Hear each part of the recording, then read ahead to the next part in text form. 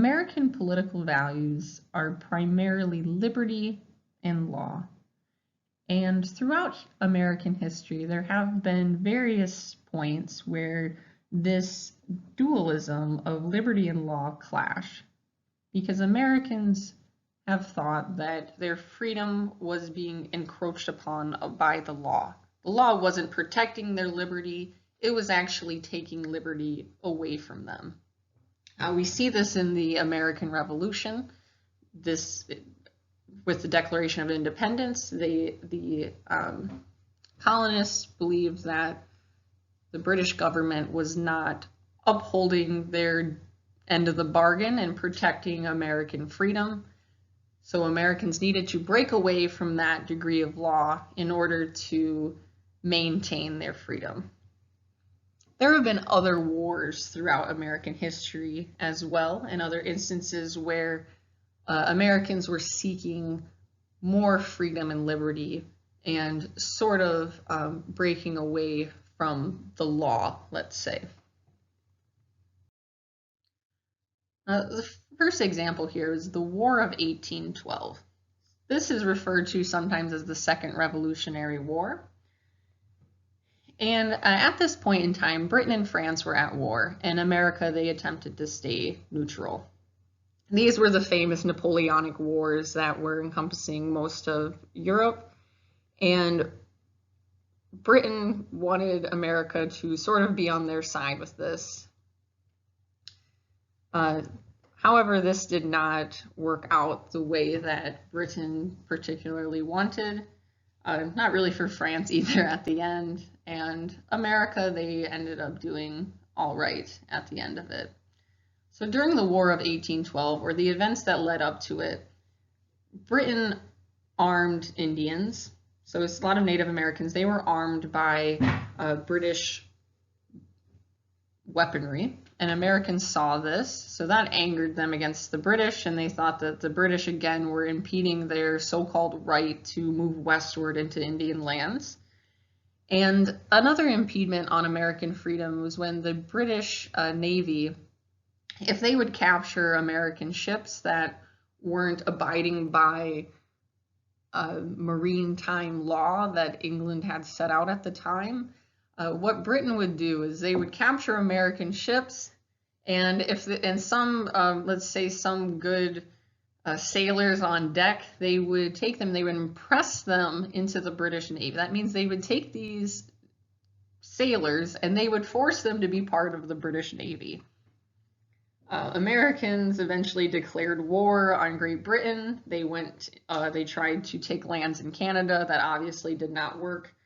And at the end of it, Americans, they did push the English out of North America again. And they sort of, we could say, they upheld their freedom in North America. The end of the war was quite silly in a way. So it ended with the Treaty of Ghent. And through the treaty, it stated that neither America nor Britain would gain or lose any land. And essentially everything went back to the way it was, except for the Native Americans, who no longer had the British there to sort of protect their interests. Remember the Alamo. Perhaps throughout your history courses, throughout time, you've heard about the famous battle at the Alamo. We hear this statement, remember the Alamo, as sort of a battle cry for Americans who want us to remember our sort of revolutionary spirit that is highly motivated to secure our independence. So the Alamo, this was a battle during the Texas War of Independence from Mexico. Texas was not part of America at the time, but Texas did become part of America in 1845, it was. So there were many Americans that lived in Texas at the time that fought for this sort of independence. There were Tejanos and there were Americans living there, and an ever-increasing amount of Americans. So this is why throughout American history, Americans do identify quite strongly with this battle that took place here. This battle was very similar to the 300 battle that occurred in Greece, the 300 Spartans against the Persians. And it symbolizes the fact that people will die for their independence. Freedom is so important to people that they would rather knowingly die than to not live free. I encourage you here to read this statement here. For Texans, the Battle of the Alamo became an enduring symbol of their resistance to oppression and their struggle for independence, which they won later that year. The battle cry of "Remember the Alamo" later became popular during the Mexican-American War of 1846 to 1848. So this is a battle cry of freedom. Remember the Alamo. In America, independence is highly, highly important.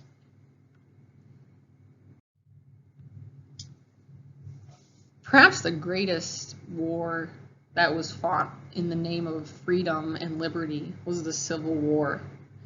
This was America's bloodiest battle. More people died during this war than any other American war, and many other wars combined. Many people from the North, as well as the South, white and black people, all died for the sake of freedom. It was for the North and for people that wanted to abolish slavery.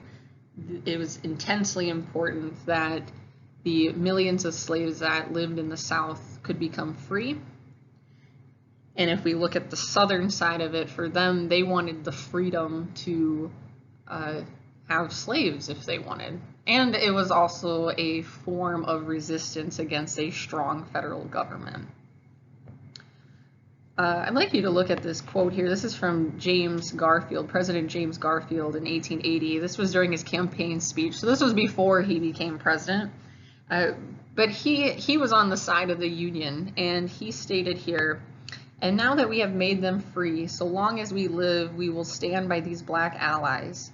We will stand by them until the sun of liberty, fixed in the firmament of our Constitution, shall shine with equal ray upon every man, black or white, throughout the Union.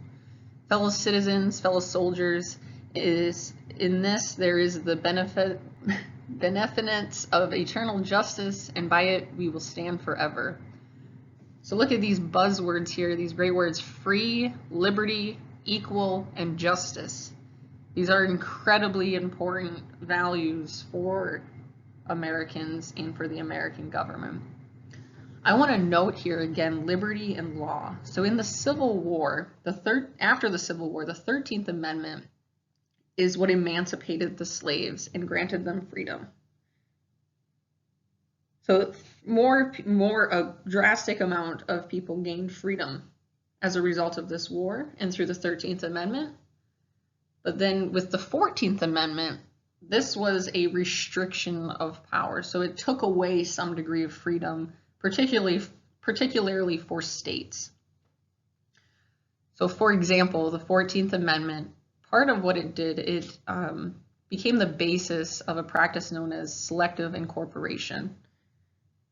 And through selective incorporation, the federal government can, in some ways, supersede its rights and will of the Constitution, which should only apply to the federal government in the original interpretation of the Constitution. Now the federal government or the Supreme Court can apply federal law, in some cases, the Bill of Rights, onto states. So again, the 13th Amendment, that's liberty. The 14th Amendment, that's more law. And that was done in order to uphold the freedom and liberty that was granted through the 13th Amendment. So again, there is no freedom or liberty without the law. 13th Amendment grants liberty. The 14th Amendment restricts some degree of liberty in order to uphold more liberty for more people. I'll have a look here at these numbers. As I stated, that the Civil War was the most costly war in American history, by far more than any other war. We'll just pause a moment and have a look. This is the cost of freedom. This is how many people were willing to die for the freedom of others and for what they considered their own version of freedom. In the South, we could say, the version of freedom. They were fighting for some degree of freedom, their freedom of states' rights, if we want to make that argument, or their freedom to not have a strong federal government tell them what to do. On the North, people were fighting for the literal freedom of people who were enslaved. Many, many people died.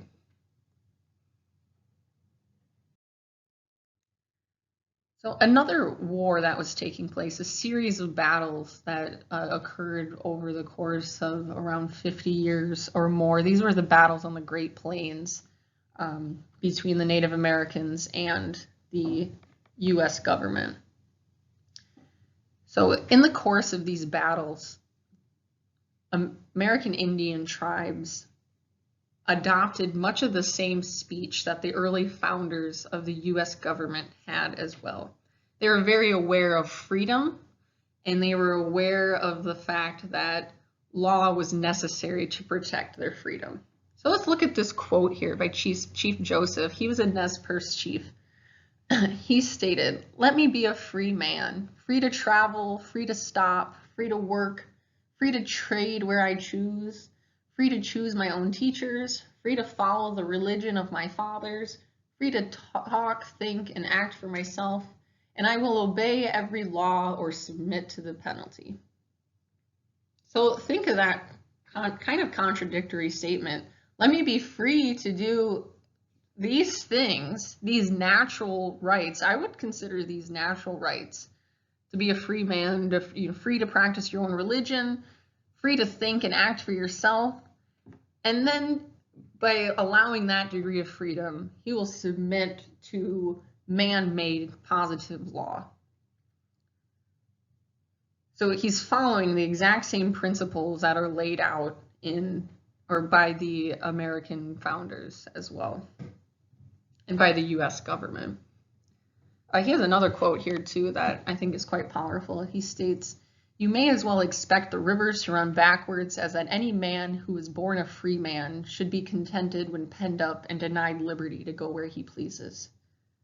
So freedom is highly important to humanity as a whole. So it's very easy to say that this is one of our natural, sort of God-given, universe-given rights. We want freedom, whatever it is that freedom means to us individually, but we need freedom as people. Another quote here too is by Sitting Bull. He was a Lakota chief. He said, "Look at me, see if I am poor or my people either. The whites may get me at last, as you say, but I will have good times till then. You are fools to make yourselves slaves to a piece of fat bacon, some hardtack, and a little sugar and coffee."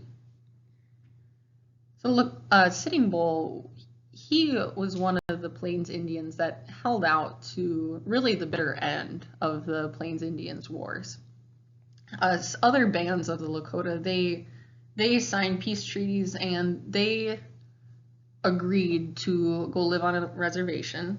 Sitting Bull did as well at some point, but for him, he thought freedom was much more important than, as he states here, fat bacon, some hardtack, and a little sugar and coffee. He thought, why would you give up your freedom for some form of security and peace? And what he considered to not really, was this really worth it? To give up your freedom, something that's such a natural right to us as humanity. So this brings up the question here, how much freedom should one give up to maintain peace? Through the social contract, let's say, how much freedom should we give up to create a more cohesive and functioning society? And there really isn't a right answer to that. We all understand this question a bit differently and answer it differently for based on our own personality or upbringing. So some of us value freedom much more than others, or we have a different understanding of freedom.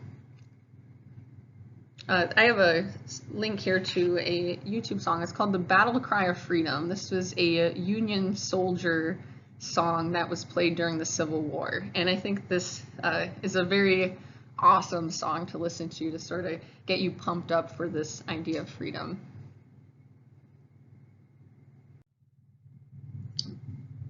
So here, freedom in the West. So throughout American history, Americans were continuously pushing westward, and they thought this was their destiny. This was their manifest destiny to push from the Atlantic Ocean all the way to the Pacific. And in these two pictures here, the first one, we look at Lady Liberty. She is Lady Liberty, the symbol of America, of course, liberty. She's pushing westward, and she's leading all these settlers and farmers and the railroad we could see in the background out west. That's where we'll find freedom, out west. That is our destiny, to go out there, as she's pushing away these native tribes as well. So that's something that's part of this too. This destiny of going westward involves displacing people and animals that were already living there. In the second picture, we can see too many frontiersmen pointing west. These are our pioneers, that these hardy individuals that think they are going to go find their sense of freedom and prosperity out in the West. And the West, at some point in time, at different points in time, meant different regions. So at one point, the West was anything west of the Appalachian Mountains, and then it became anything west of the Mississippi, and later it encompassed all of the West. The West was all settled by those in the East. So let's look at this movement westward, as I just stated. So we have most of American settling in 1790 was along the East Coast, on the eastern side of the Appalachian Mountains. By 1840, many Americans pushed just past the Mississippi River.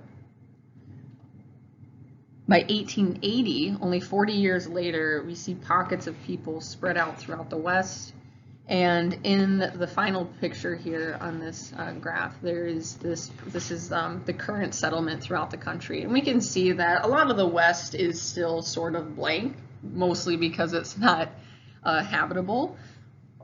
But part of what we can see here, if we talk about liberty and law again, as the East became more and more civilized and settled, there was still this draw for freedom, and people continuously moved westward, sort of to get away from this restrictive law. But then they set up law as they moved westward. So we see people seeking freedom in America along the East, and then they're seeking freedom throughout the country. And wherever they go, though, law and justice and civilization follows them as well.